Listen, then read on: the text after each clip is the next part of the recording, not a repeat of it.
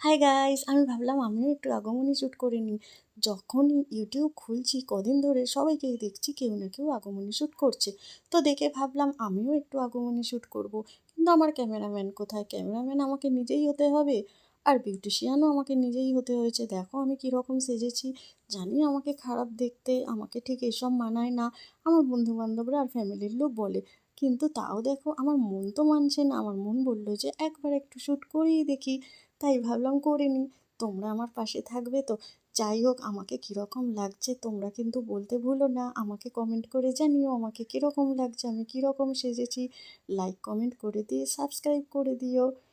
আজ এইটা পড়তে আমার প্রচণ্ড প্রবলেম হয়েছিল। বারবার নাক থেকে খুলে পড়ে যাচ্ছে। কারণ এটা আমার একদমই পড়ার অভ্যাস নেই বললেই চলে। কিন্তু তাও আমি কষ্ট সহ্য করে পড়েছি। পড়বার সময় তোমরা দেখতেই পাচ্ছ কী অবস্থা আমার হয়েছিল। যাই হোক, এটা আপাতত একটু খুলে রেখে হাতে পদ্মফুল নিয়ে একটু স্লো মোশন ঢং করে নিয়েছিলাম। যাই হোক, এবার আজ এই পর্যন্তই। কাল আবার তোমাদের সঙ্গে দেখা হবে লাইভে। আমি এখন রোজ লাইভে আসছি, কিন্তু টাইমটা একটু চেঞ্জ করেছি। আগে আসতাম 8:30টায়, এখন আসছি বিকেল 4:30টের সময়। কাল আবার তোমাদের সঙ্গে লাইভে দেখা হচ্ছে। কীরকম লাগছে আমাকে কিন্তু বললো। টাটা।